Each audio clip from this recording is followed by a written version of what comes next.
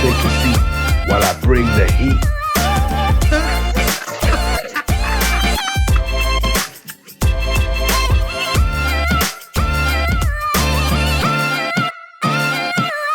I'm your host with the most. My name is Dizzy, and I'm definitely going to keep you busy. Welcome, Maxine Clancy. This is our guest for today. How are you? I'm really well, thank you. Lovely to be here. Thank you for inviting me onto your show. It's so exciting. Well, it's great. So those of you are here watching, for those of you watching the recording or live, either way, this is World Transformation Day. The song, I always play that at the beginning because I want people to forget about dreaming. And that song encompasses everything of what this show's about and about transforming lives. So we've evolved into monthly subjects. We started off in May for meditation. June was about health, and July is about relationships. So we started last week, and we had Kalpesh and Dr. Ambika Sampat talking about relationships with themselves. And I know, Maxine, you are a relationship expert, but on different areas. So just give our viewers a quick rundown of your specialist areas. And I know you're going to be on more than one show. Yeah, sure. So, I'm originally a psychotherapist, a counselor, but I'm a certified Calling in the One coach.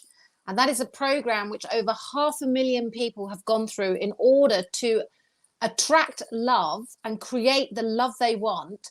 And essentially, whilst it's about attracting a soulmate into your life, it's about becoming the one yourself. So coming home to yourself and loving yourself. And, I was listening to the song and I was like, oh, this is such a cool song because it's about dreaming about who do I want to be? Like, what's my sense of self? Who do I want to be in relationship?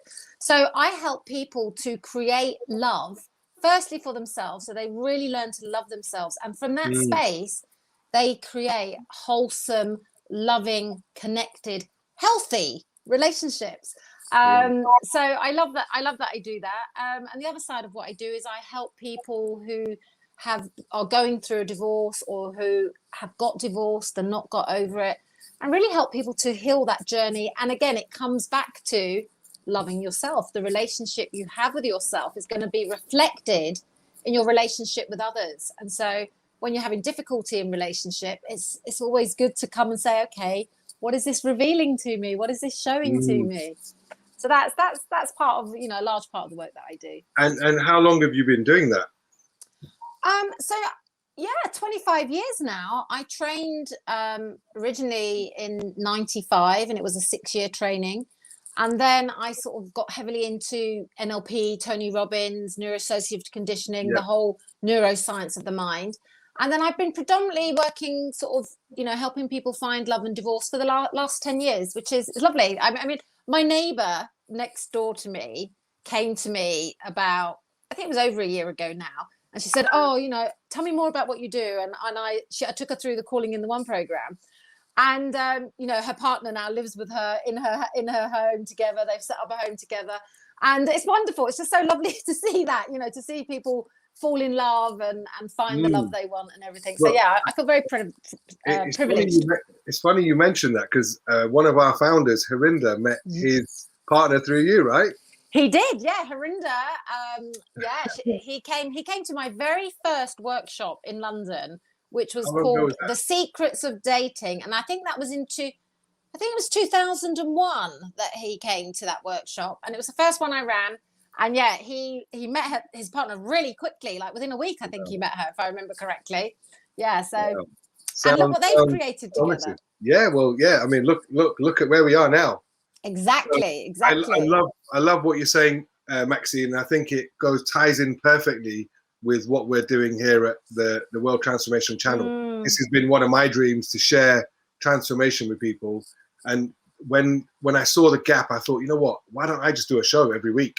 Yeah, absolutely. And at the moment, the shows are 1 hour, but I just don't think an hour is enough. So as of next week, we might start at 6 and do 2 hours. That's a great idea. Yeah, 6 to 8. So I've got an amazing guy coming next week. In fact, I've got people forever Brilliant. That's wonderful. And all we're going to do is share ideas. But what I did say is we're going to share ideas about whatever subject, but we want to do it something practical. So this is transformation in action. So whatever we're going to talk about today, I want you to share something that the viewers can do themselves. Okay, yeah, fantastic. And then we can review it next week, so the people can then message in and say, this works for me. Okay. Because you have to be able to measure progress. I totally agree. So we're going to keep it brief today, only because of England's playing. Yes, right? I know. So I know. it's coming home, everyone. Right? Well, but if you're watching the recording, it might have come home already. So. Let's hope it's come home. It came home. Yeah. So I've got an interesting sort of view on transformation that I like to share, because a lot of the work I do is really transformative. And so when I work with clients, I often sort of describe it as, you can have a room in your house. Yeah. Okay. And you go into that room and you think, oh, I want to transform this room. So what you do is you change the wallpaper, or you paint the wallpaper, you buy a different sofa, and you put different cushions in the room, and you change the color of the room. You think, oh, this room's transformed. Whereas I see transformation as actually you go into a completely different room and you've got a different design and a different structure. That's what we're doing when we talk about like emotional and psychological transformation. You're actually rewiring and restructuring your inner way of being. And so an example of that is a lot of the work I do, a lot of relationship problems that we have is because in relationship, we're trying to get our needs met. And often the part of us that's trying to get our needs met is the younger inner part of us that gets triggered, and that feels incomplete, that feels they're not enough, that feels they're never going to be loved, or they're unlovable. And so a lot of my work is around helping people to shift from that place of their inner younger self in relationship to their more adult, empowered, fully embodied, complete sense of self. Do you understand what I'm talking about?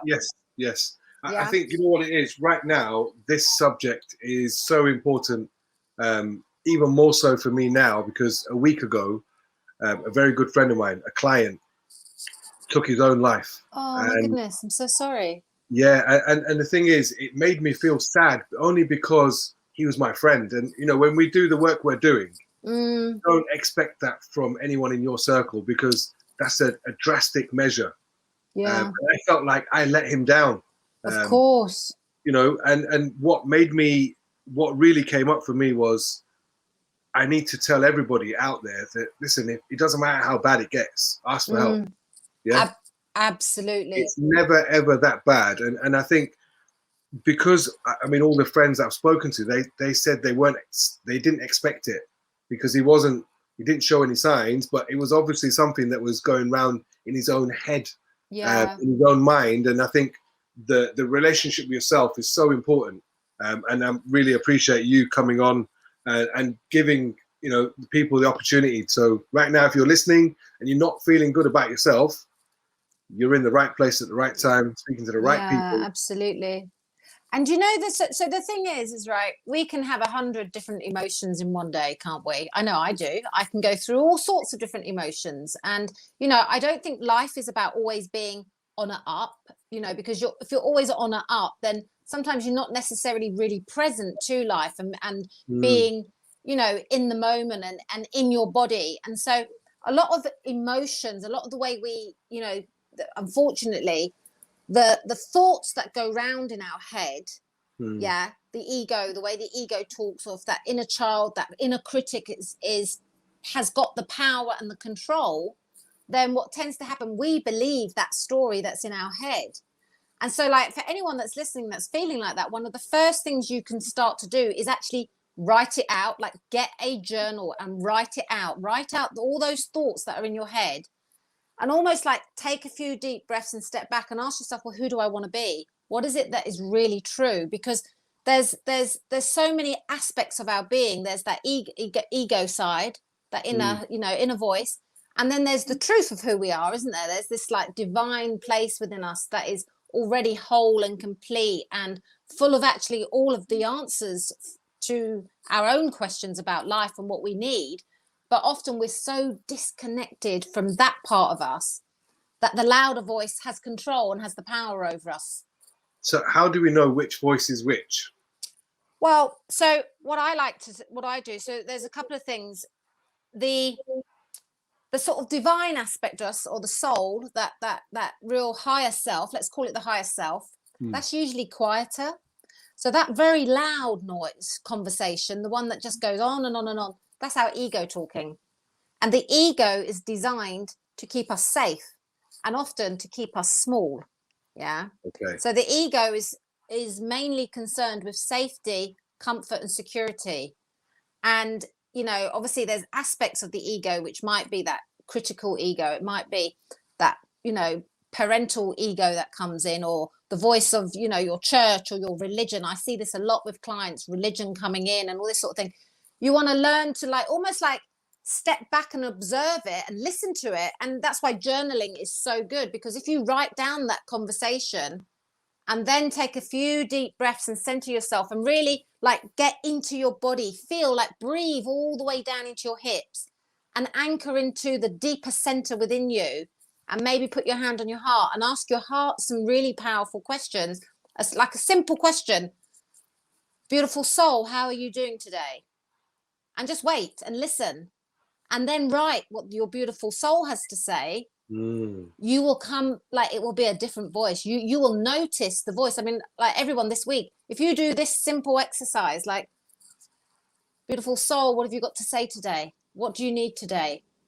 What would you like to do today? What would you love to do today? And start to write about that. Would you say first thing in the morning? Would you say? Yeah, absolutely. Set yourself up for the day, you know, morning rituals, those morning practices. And, you know, a lot of clients come to me and they don't meditate. I mean, I do, and I have done for a long time. But I say that's absolutely fine.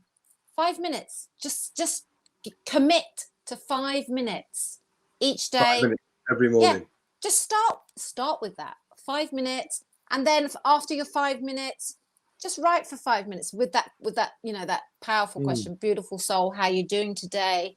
And then you might want, if you want a future pace, you might want to say something along the lines of, where would I like to be a year from now or 6 months from now? And if you keep asking those types of questions, what could I do today to help me get to that place? Yeah. And listen. And it's this thing about going within, listening, really listening. And for some people, you may not have the answers straight away, but maybe just notice in your body, what helps your body to relax, what helps your body to, you know, where are you feeling stuff in your body?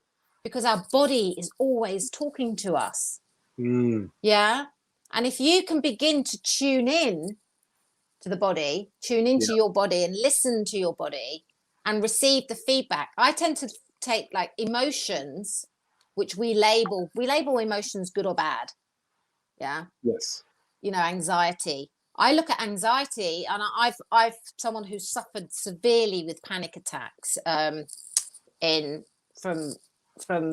not after I got my first marriage, actually 97. I suffered with panic attacks for a long time. It was actually doing Tony Robbins that helped me to recover from panic attacks. But I've since looked at panic attacks and I've sort of thought of it from the perspective of its energy that is running through our body that we've labeled and we've got thought and associations to. So mine was around getting on the underground and feeling trapped. Yeah. And then the more you do the same thing, you start thinking the same thing over and over, and you associate it with that energy. So you want to start to listen to your body and listen to the energy that's running through your body, and just name it. Just start naming it. Write it down. Name it. So when you say write down your thoughts, are you saying every thought that you have? No, not necessarily every thought that you have, but well, I mean, actually, I do give my clients a practice called an ego flush. Yeah, where you actually you write down the consistent stories over a period of 2 weeks. What was the story that was running through my head today? If you write that out over 2 weeks, every single day, throughout your day, just the stories, you'll start to see themes and patterns. Yeah. And the theme and the pattern is reoccurring so that you can evolve and change it. You can shift it. Yeah. But what happens is those themes and those patterns and those story They have the power. And if the power is in the story, people get caught up in that and they think, I can't change my life. I can't transform myself. I see what you mean. You start to break down the story. Yeah, you start to, is that story true? Where does that story even come from? You know, what story would I like to be living? Yeah. Yeah. Almost like they think that their experience is who they are, when in actual fact it was just your experience. That doesn't define you. It was something absolutely that happened. Absolutely. And you know, I think, you know, many people say this, is it's not what happens to you, it's how you respond to what happens to you in life. So like in the work I do with people going through divorce, divorce is excruciatingly painful. I've been through two. One of them just like, you know, I thought it did break my heart, you know, but there came a point where I said, hold on a minute, am I going to let this define me? Am I going to use this to empower myself as, you know, as a catalyst for myself, and, you know, take responsibility for my part that I also played in a breakdown? Because there's always not just one person that causes it to break down, you know. And so it's the same if you're looking for a relationship. You look at it from well, I'm the source of I'm the creative force in my life, and I'm the source of what is happening around me.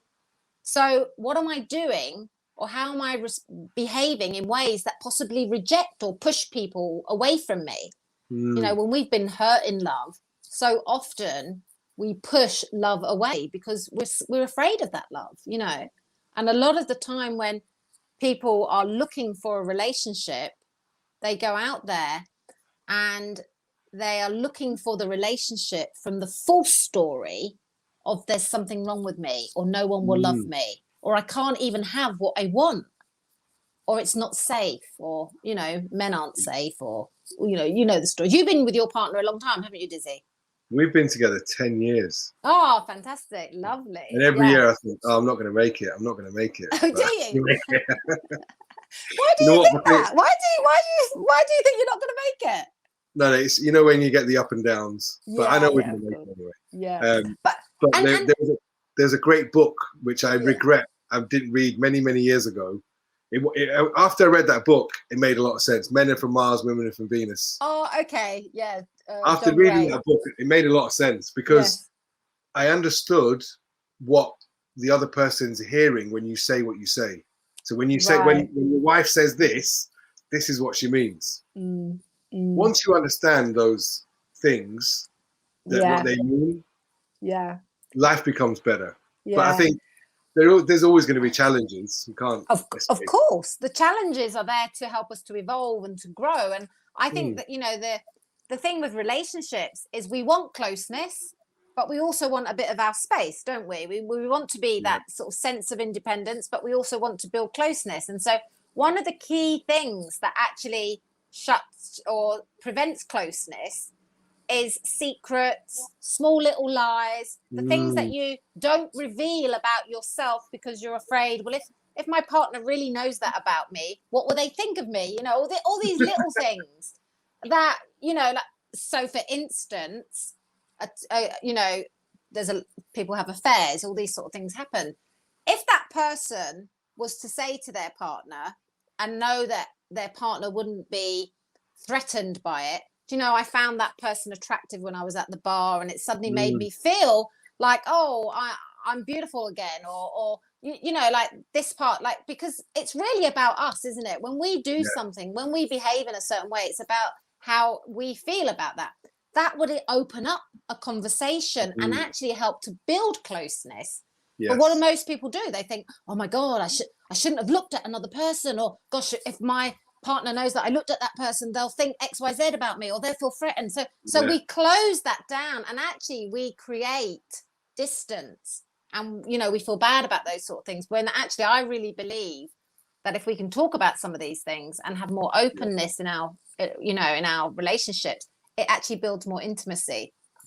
Well, I know, looking back upon relationships, the ones where I had to keep a secret, or I couldn't say the right thing, they never lasted, and it wasn't very happy. Whereas the ones where you can be yourself and you can say those things like, wow, she's hot.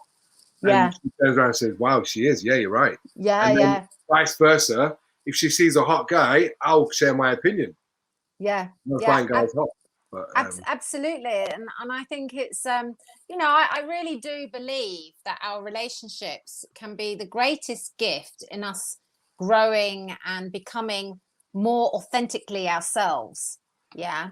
And it's up to us to, if we can recognize that in our partnerships and talk about those sort of things and look at the relationship as, you know, an opportunity to grow and to transform, then we would actually have way happier relationships.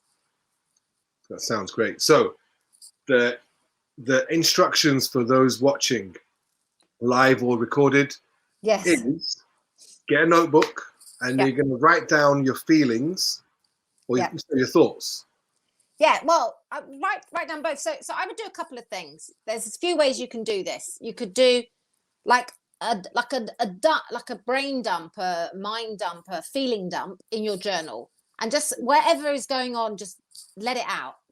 Don't reread it, don't analyze it, don't judge it, don't criticize it, just let it out. Then take a few minutes, 5 minutes, to just be still, go within, listen to your body, notice any sensations, like rub your heart, tap your heart, and then say to yourself, beautiful soul, how are you doing today? So you want to be talking to that deeper inner part of you, and then a little write about that. Yeah. And then ask yourself the question, you know, if you want to do more sort of like, where do I want to be a year from now? If you want to change your life. But if you've got a problem, you can just ask, you know, beautiful soul, guide me on this such and such, this issue, you know, whatever it might be. I want a new job, guide me. And listen. The key is listening.